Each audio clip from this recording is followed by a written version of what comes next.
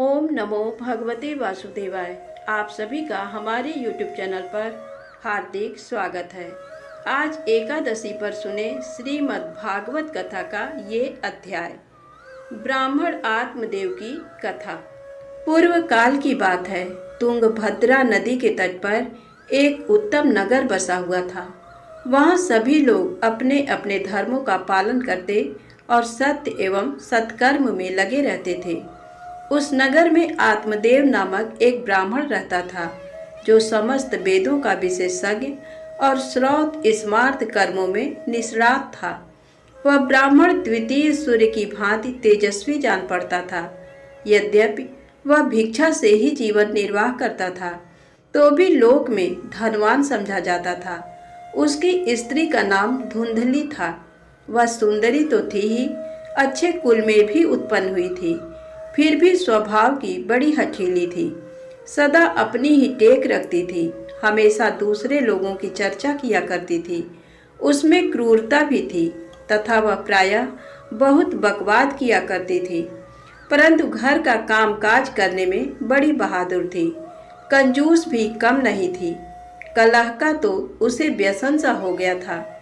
ये दोनों पति पत्नी बड़े प्रेम से रहते थे, फिर भी उन्हें कोई संतान नहीं थी। इस कारण धन, भोग सामग्री तथा घर आदि कोई भी वस्तु उन्हें सुखद नहीं जान पड़ती थी। कुछ काल के पश्चात उन्होंने संतान प्राप्ति के लिए धर्म का अनुष्ठान आरंभ किया। वे दीनों को सदा गौ, भूमि, सुअर और वस्त्र आदि दान करने लगे। उन्होंने अपने धन का आधा भाग धर्म के मार्ग पर खर्च कर दिया, तो भी उनके न कोई पुत्र हुआ न पुत्री। इससे ब्राह्मण को बड़ी चिंता हुई। वह आकुल हो उठा और एक दिन अत्यंत दुख के कारण घर छोड़कर वन में चला गया। वहां दोपहर के समय उसे प्यास लगी, इसलिए वह एक पोखरे के किनारे गया और वहां जल पीकर बैठा रहा। संतानहीनता के दुख से उसका सारा शरीर सूख गया था। उसके बैठने के 2 ही घड़ी बाद एक सन्यासी वहां आए। उन्होंने भी पोखरे में जल पिया। ब्राह्मण ने देखा वे जल पी चुके हैं, तो वह उनके पास गया और चरणों में मस्तक झुकाकर जोर जोर से सांस लेता हुआ सामने खड़ा हो गया। सन्यासी ने पूछा, ब्राह्मण तुम रोते क्यों हो? तुम्हें क्या भारी चिंता सता रही है? तुम शीघ्र ही मुझसे अपने दुख का कारण बताओ। ब्राह्मण ने कहा, मुने मैं अपना दुख क्या कहूँ? ये सब मेरे पूर्व पापों का संचित फल है। मेरे कोई संतान नहीं है, इससे मेरे पितर भी दुखी हैं। वे मेरे पूर्वज मेरी दी हुई जलांजलि को जब पीने लगते हैं, उस समय वह उनकी चिंता जनित सांसों से कुछ गर्म हो जाती है।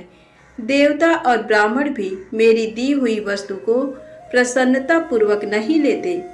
संतान के दुख से मेरा संसार सूना हो गया है, अतः अब मैं यहाँ प्राण त्यागने के लिए आया हूँ। संतानहीन पुरुष का जीवन धिक्कार के योग्य है। जिस घर में कोई संतान, कोई बाल बच्चे ना हो, वह घर भी धिक्कार देने योग्य है। निसंतान पुरुष के धन को भी धिक्कार है तथा संतानहीन कुल भी धिक्कार के ही योग्य है। मैं अपने दुर्भाग्य को कहाँ तक बताऊं? जिस गाय को पालता हूँ वह भी सर्वथा बंध्या हो जाती है। मैं जिसको रोपता हूँ उस वृक्ष में भी फल नहीं लगते। इतना ही नहीं, मेरे घर में बाहर से जो फल आता है वह भी शीघ्र ही सूख जाता है। जब मैं ऐसा अभागा और संतानहीन हूँ, तो इस जीवन को रखने से क्या लाभ है? ऐसा कहकर वह ब्राह्मण दुख से व्यथित हो उठा और उन सन्यासी बाबा के पास फूट फूट कर रोने लगा। सन्यासी के हृदय में बड़ी करुणा भर आई। वे योगी भी थे। उन्होंने ब्राह्मण के ललाट में लिखे हुए विधाता के अक्षरों को पढ़ा और सब कुछ जानकर विस्तार पूर्वक कहना आरंभ किया। सन्यासी ने कहा, ब्राह्मण सुनो, मैंने इस समय तुम्हारा प्रारब्ध देखा है। उससे जान पड़ता है कि 7 जन्मों तक तुम्हारे कोई संतान किसी प्रकार नहीं हो सकती। अतः संतान का मोह छोड़ो, क्योंकि ये महान अज्ञान है।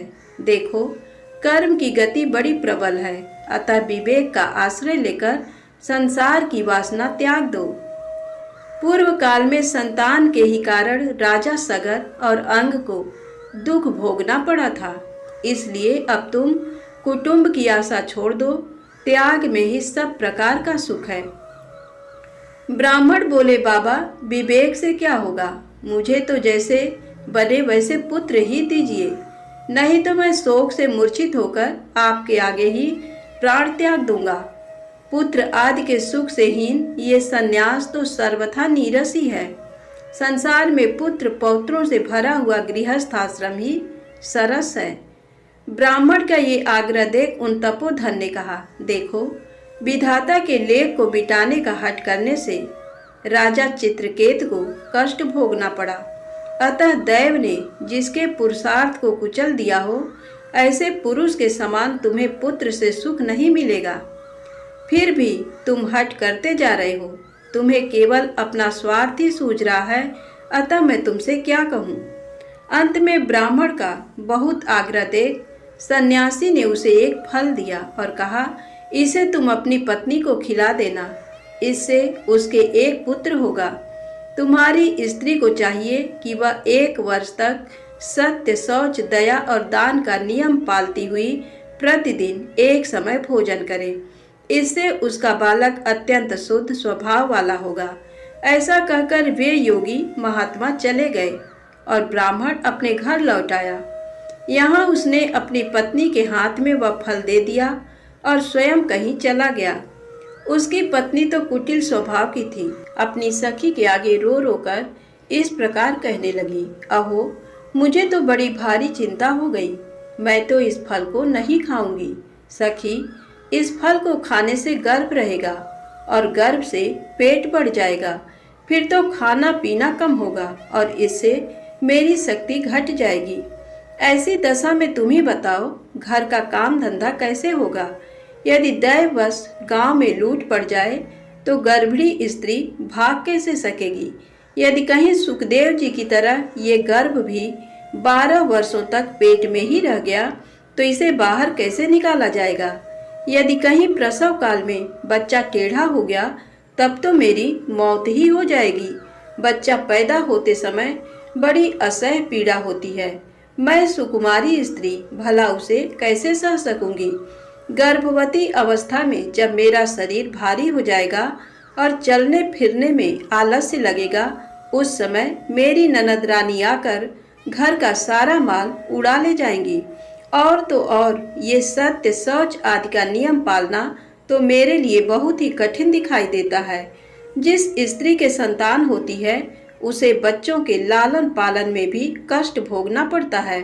मैं तो समझती हूँ बांझ अथवा विधवा स्त्रियां ही अधिक सुखी होती हैं। इस प्रकार कुतर्क करके उस ब्राह्मणी ने फल नहीं खाया। जब पति ने पूछा, तुमने फल खाया, तो उसने कह दिया, हाँ खा लिया। एक दिन उसकी बहन अपने आप ही उसके घर आई। धुंधली ने उसके आगे अपना सारा वृत्तांत सुनाकर कहा, बहन मुझे इस बात की बड़ी चिंता है कि संतान न होने पर मैं पति को क्या उत्तर दूंगी। इस दुख के कारण मैं दिनों दिन दुबली हुई जा रही हूँ, बताओ मैं क्या करूँ। तब उसने कहा, दीदी मेरे पेट में बच्चा है, प्रसव होने पर वह बालक मैं तुमको दे दूंगी। तब तक तुम गर्भवती स्त्री के भांति घर में छिपकर मौज से रहो। तुम मेरे पति को धन दे देना, इससे वे अपना बालक तुम्हें दे देंगे तथा लोगों में इस बात का प्रचार कर देंगे कि मेरा बच्चा 6 महीने का होकर मर गया। मैं प्रतिदिन तुम्हारे घर में आकर बच्चे का पालन पोषण करती रहूंगी। तुम इस समय परीक्षा लेने के लिए ये फल गौ माता को खिला दो। तब उस ब्राह्मणी ने स्त्री स्वभाव के कारण वह सब कुछ वैसे ही किया। तदनंतर समय आने पर उसकी बहन को बच्चा पैदा हुआ। बच्चे के पिता ने बालक को लाकर एकांत में धुंधली को दे दिया। उसने अपने स्वामी को सूचना दे दी कि मेरे बच्चा पैदा हो गया और कोई कष्ट नहीं हुआ। आत्मदेव के पुत्र होने से लोगों को बड़ी प्रसन्नता हुई। ब्राह्मण ने बालक का जात कर्म संस्कार करके ब्राह्मणों को दान दिया। उसके दरवाजे पर गाना बजाना आदि नाना प्रकार का मांगलिक उत्सव होने लगा। धुंधली ने स्वामी से कहा, मेरे स्तनों में दूध नहीं है। फिर गाय भैंस आदि अन्य जीवों के दूध से मैं बालक का पोषण कैसे करूंगी? मेरी बहन को भी बच्चा हुआ था, किंतु वह मर गया। अतः अब उसी को बुलाकर घर में रखिए, वही आपके बालक का पालन पोषण करेगी। उसके पति ने पुत्र की जीवन रक्षा के लिए सब कुछ किया। माता ने उसका नाम धुंधकारी रखा। तदनंतर 3 महीने बीतने के बाद ब्राह्मण की गौ ने भी एक बालक को जन्म दिया, जो सर्वांग सुंदर, दिव्य, निर्मल तथा सुवर्ण की सी कांति वाला था। उसे देखकर ब्राह्मण देवता को बड़ी प्रसन्नता हुई और उसने स्वयं ही बालक के सब संस्कार किए। उस बालक के कान गौ के समान थे। ये देखकर आत्मदेव ने उसका नाम गोकर्ण रख दिया। कुछ काल व्यतीत होने पर वे दोनों बालक जवान हो गए। उनमें गोकर्ण तो पंडित और ज्ञानी हुआ, किंतु धुंधकारी महादुष्ट निकला। स्नान और शौचाचार का तो उसमें नाम भी नहीं था। वह अभक्ष्य भक्षण करता, क्रोध में भरा रहता और बुरी बुरी वस्तुओं का संग्रह किया करता था। भोजन तो वह सबके हाथ का कर लेता था, चोरी करता, सब लोगों से द्वेष बढ़ाता, दूसरों के घरों में आग लगा देता और खिलाने के बहाने छोटे बच्चों को पकड़कर कुएं में डाल देता था। जीवों की हिंसा करने का उसका स्वभाव हो गया था। वह हमेशा हथियार लिए रहता और दीन दुखियों तथा अंधों को कष्ट पहुंचाया करता था। चांडालों के साथ उसने खूब मेल बढ़ा लिया था। वह प्रतिदिन हाथ में फंदा लिए कुत्तों की टोली के साथ शिकार की टोह में घूमता रहता था। उसने बेश्या के कुसंग में पड़कर पिता का सारा धन बर्बाद कर दिया। एक दिन तो माता पिता को खूब पीटकर वह घर के सारे बर्तन भांडे उठा ले गया। इस प्रकार धनहीन हो जाने के कारण बेचारा बाप फूट फूट कर रोने लगा। वह बोला, इस प्रकार पुत्रवान बनने से तो अपुत्र रहना ही अच्छा है। कुपुत्र बड़ा ही दुखदाई होता है। अब मैं कहाँ रहूं, कहाँ जाऊं? कौन मेरा दुख दूर करेगा? हाय, मुझ पर बड़ा भारी कष्ट आ पहुंचा। अब तो मैं इस दुख से अपना प्राण त्याग दूंगा। इसी समय ज्ञानवान गोकर्ण जी वहां आए और वैराग्य का महत्व दिखलाते हुए अपने पिता को समझाने लगे। पिताजी, इस संसार में कुछ भी सार नहीं है, दुख ही इसका स्वरूप है। ये जीवों को मोह में डालने वाला है। भला यहाँ कौन किसका पुत्र है और कौन किसका धन? जो इनमें आसक्त होता है उसे ही रात दिन जलना पड़ता है। इंद्र अथवा चक्रवर्ती राजाओं को भी कोई सुख नहीं है। सुख तो बस एकांतवासी वैराग्यवान मुनि को ही है। संतान के प्रति जो आपकी ममता है, ये महान अज्ञान है। इसे छोड़िए। मोह में फंसने से मनुष्य को नरक में ही जाना पड़ता है। औरों की तो बात ही क्या है, आपका ये प्रिय शरीर भी एक न एक दिन नष्ट हो जाएगा, आपको छोड़कर चल देगा। इसलिए आप अभी से सब कुछ छोड़कर वन में चले जाइए। गोकर्ण की बात सुनकर उनके पिता आत्मदेव वन में जाने के लिए उद्यत होकर बोले, तात, मुझे वन में रहकर क्या करना चाहिए, ये विस्तार पूर्वक बताओ। मैं बड़ा सठ हूँ। अब तक कर्म बस स्नेह के बंधन में बंधकर मैं अपंग की भांति इस गृह रूपी अंधेरे कुएं में ही पड़ा हुआ हूँ। दयानिधे, तुम निश्चय ही मेरा उद्धार करो। गोकर्ण ने कहा, पिताजी, हड्डी मांस और रक्त के पिंड रूप इस शरीर में आप मैंपन का अभिमान छोड़ दीजिए और स्त्री पुत्र आदि वे मेरे हैं, इस भाव को सदा के लिए त्याग दीजिए। इस संसार को निरंतर क्षण भंगुर देखिए और एकमात्र वैराग्य रस के रसिक होकर भगवान के भजन में लग जाइए। सदा भगवत भजन रूप दिव्य धर्म का ही आश्रय लीजिए। सकाम भाव से किए जाने वाले लौकिक धर्मों को छोड़िए। साधु पुरुषों की सेवा कीजिए। भोगों की तृष्णा को त्याग दीजिए तथा दूसरों के गुण दोषों का विचार करना शीघ्र छोड़कर निरंतर भगवत सेवा एवं भगवत कथा के रस का पान कीजिए।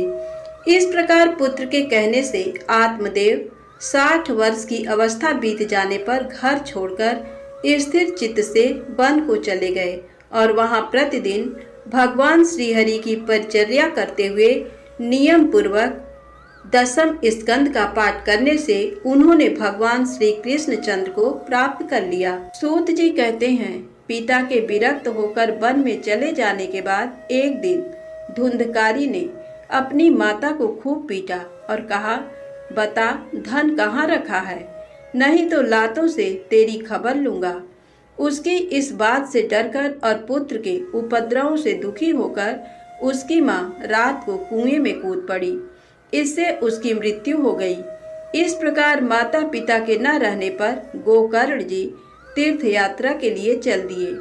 वे योगनिष्ठ थे। उनके मन में इस घटना के कारण न कोई दुख था न कोई सुख, क्योंकि उनका न कोई शत्रु था न मित्र। अब धुंधकारी 5 वेश्याओं के साथ घर में रहने लगा।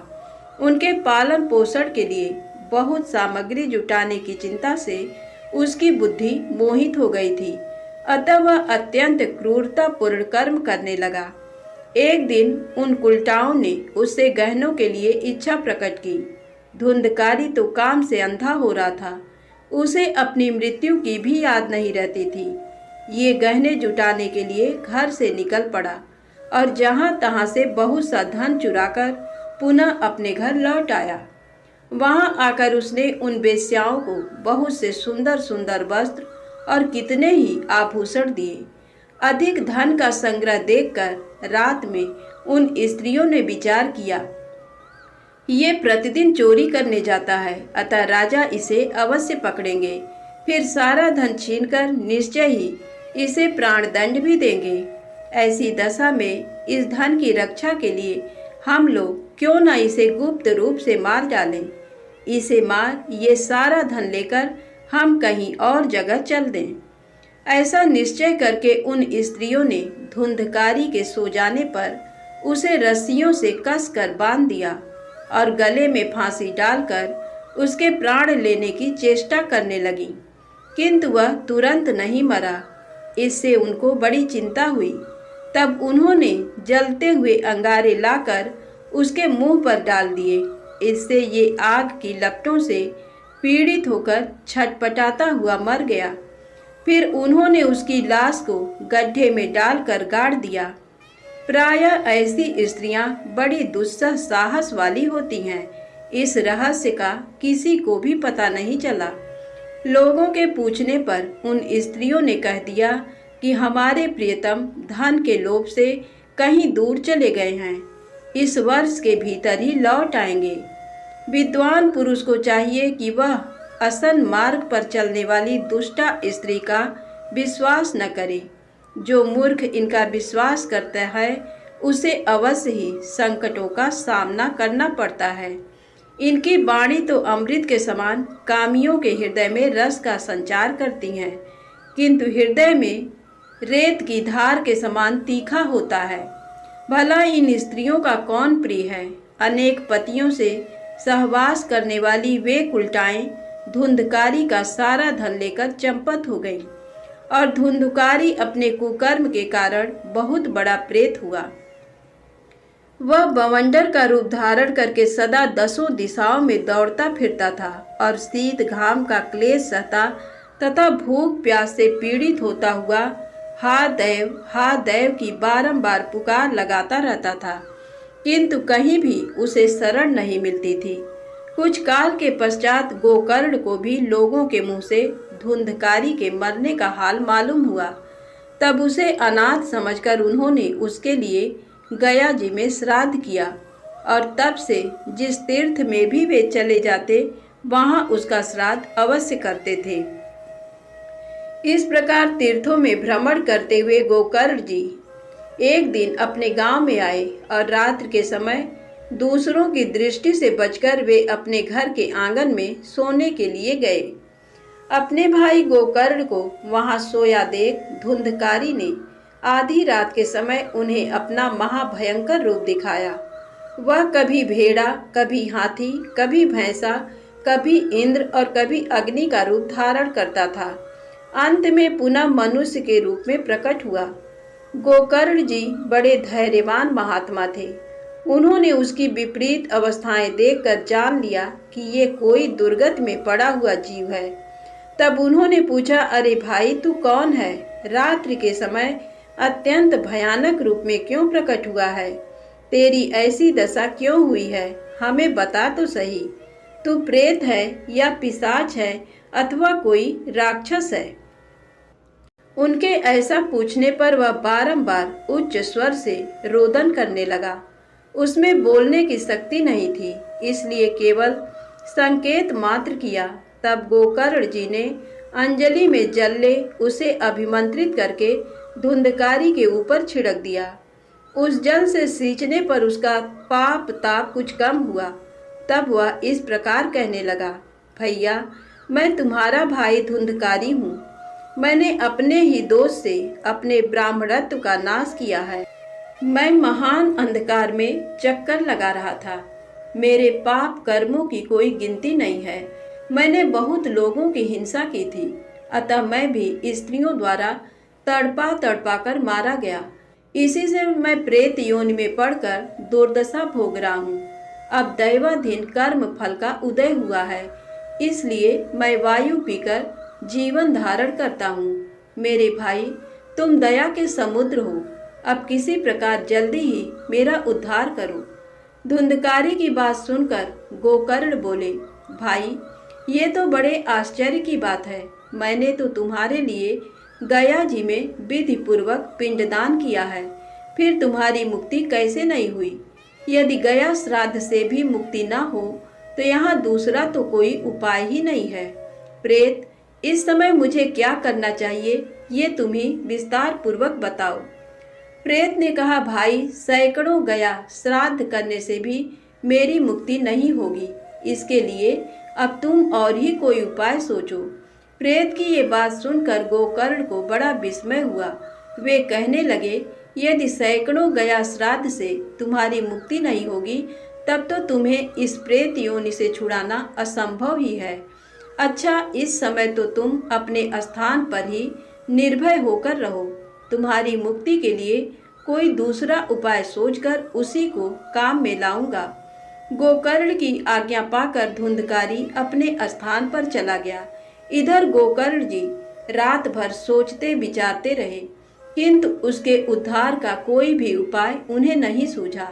सवेरा होने पर उन्हें आया देख गांव के लोग बड़े प्रेम के साथ उनसे मिलने के लिए आए। तब गोकर्ण ने रात में जो घटना घटित हुई थी वह सब उन्हें कह सुनाई।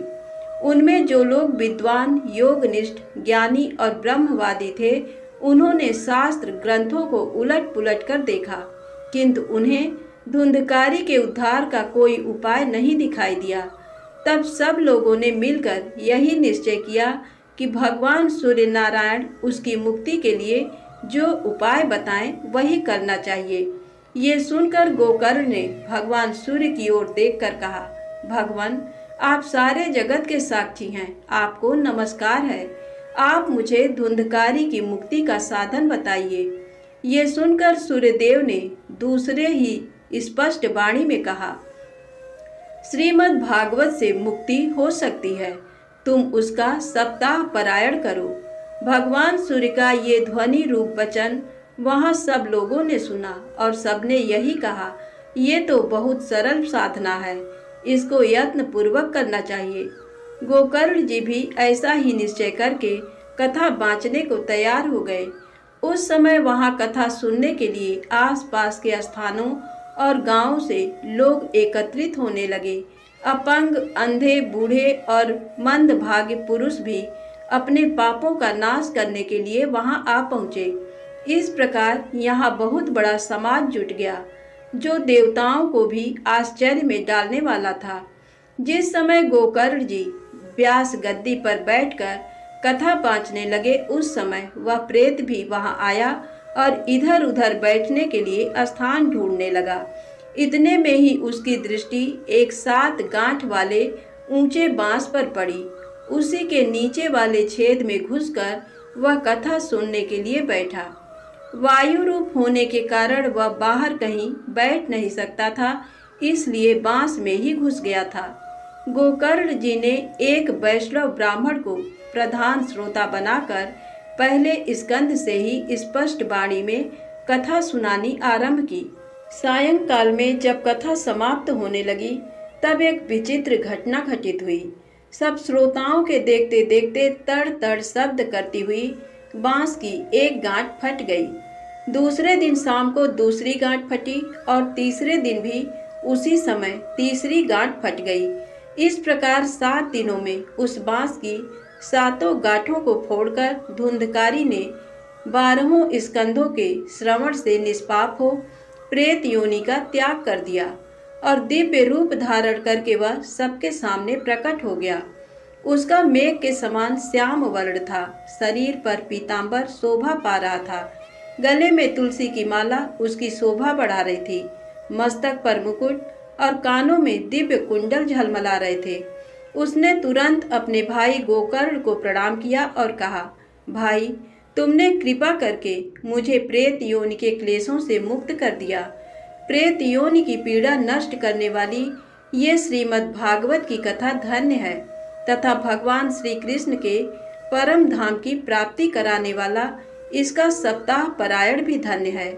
सप्ताह कथा सुनने के लिए बैठ जाने पर सारे पाप कांपने लगते हैं। उन्हें इस बात की चिंता होती है कि अब ये कथा शीघ्र ही हम लोगों का अंत कर देगी। जैसे आग गीली, सूखी, छोटी और बड़ी सभी तरह की लकड़ियों को जला डालती है, उसी प्रकार ये सप्ताह श्रवण मन, वाणी और क्रिया द्वारा किए हुए इच्छा या अनिच्छा से होने वाले छोटे बड़े सभी तरह के पाप को भस्म कर देता है। विद्वानों ने देवताओं को सभा में कहा है कि इस भारतवर्ष में जो पुरुष श्रीमद् भागवत की कथा नहीं सुनते उनका जन्म व्यर्थ ही है। इस लोक में श्रीमद् भागवत का सप्ताह सुनने से अपने निकट ही भगवान की प्राप्ति हो जाती है। अतः सब प्रकार के दोषों की निवृत्ति के लिए एकमात्र यही साधन है। जहाँ कथा श्रवण करने से जड़ एवं सूखे बांस की गांठें फट सकती हैं। धुंधकारी इस प्रकार की बातें कह ही रहा था कि उसे लेने के लिए आकाश से एक विमान उतरा। उसे चारों ओर मंडलाकार प्रकाश पुंज फैल रहा था। उसमें भगवान के बैकुंठवासी पार्षद विराजमान थे। धुंधकारी सब लोगों के देखते देखते उस विमान पर जा बैठा। उसमें आए हुए श्री विष्णु पार्षदों को देखकर गोकर्ण ने उनसे इस प्रकार पूछा, भगवान के परिकरों, यहाँ तो बहुत से शुद्ध अंतःकरण वाले मेरी कथा के श्रोता बैठे हुए हैं। आप लोग एक ही साथ इनके लिए भी विमान क्यों नहीं लाए? देखने में आता है सबने समान रूप से यहाँ कथा श्रवण किया है, फिर फल में क्यों इस प्रकार भेद हुआ, ये बताने की कृपा कीजिए। भगवान के पार्षद बोले, गोकर्ण जी, इनके कथा श्रवण में भेद होने से ही फल में भी भेद हुआ है। यद्यपि श्रवण सब लोगों ने ही किया है, किंतु इसके जैसा मनन किसी ने नहीं किया है, इसीलिए फल में भेद हुआ है। पुनः कथा श्रवण करने पर ये फल भेद भी दूर हो जाएगा। प्रेत ने 7 रात उपवास करके कथा श्रवण किया है, अतः उसने स्थिर चित्त से भली भांति मनन आदि किया है। जो ज्ञान दृढ़ नहीं होता वह व्यर्थ हो जाता है। इसी प्रकार ध्यान न देने से श्रवण, संदेह से मंत्र और चंचल चित्त होने से जप निष्फल हो जाता है। वैष्णव पुरुषों से रहित देश, कुपात्र ब्राह्मण से कराया हुआ श्राद्ध, अश्रोत्री को दिया हुआ दान और सदाचारहीन कुल भी नष्ट ही समझना चाहिए। गुरु के वचनों में विश्वास हो, अपने में दीनता की भावना बनी रहे, मन के दोषों को काबू में रखा जाए और कथाएं दृढ़ निष्ठा बनी रहे। इन सब बातों का यदि पालन किया जाए तो अवश्य ही कथा श्रवण का पूरा फल मिलता है। पुनः कथा श्रवण करने के पश्चात इन सब लोगों का वैकुंठ में निवास निश्चित है। गोकर्ण जी, तुम्हें तो स्वयं भगवान श्री कृष्ण ही गोलोक प्रदान करेंगे। ऐसा कहकर वे सब पार्षद भगवान के नामों का कीर्तन करते हुए वैकुंठ धाम में चले गए। उसके बाद गोकर्ण जी ने पुनः श्रावण मास में कथा बाँची। सब लोगों ने 7 दिन तक उपवास करके कथा श्रवण किया। नारद जी, कथा की समाप्ति होने पर वहाँ जो कुछ हुआ उसे सुनिए। उस समय बहुत से विमानों को साथ लिए भक्तों सहित साक्षात भगवान उस स्थान पर प्रकट हो गए। चारों ओर से जय जयकार और नमस्कार के शब्द बारंबार सुनाई देने लगे। भगवान ने प्रसन्न होकर वहां स्वयं भी अपने पांचजन्य नामक शंख को बजाया तथा गोकर्ण को छाती से लगाकर उन्हें अपने समान ही बना लिया। उनके सिवा और भी जितने श्रोता थे उन सबको श्री हरि ने एक ही क्षण में अपना सारूप्य दे दिया। वे सभी मेघ के समान श्याम वर्ण पीतांबरधारी तथा किरीट और कुंडलों से सुशोभित हो गए। उस गांव में कुत्ते और चांडाल आदि जितने भी जीव थे उन सबको गोकर्ण की दया से भगवान ने विमान पर बिठा लिया और बैकुंठ धाम में भेज दिया, जहां योगी पुरुष जाया करते हैं। तत्पश्चात भक्त वत्सल भगवान गोपाल कथा श्रवण से प्रसन्न हो गोकर्ण को साथ ले गोप वल्लभ गोलोक धाम को पधारे।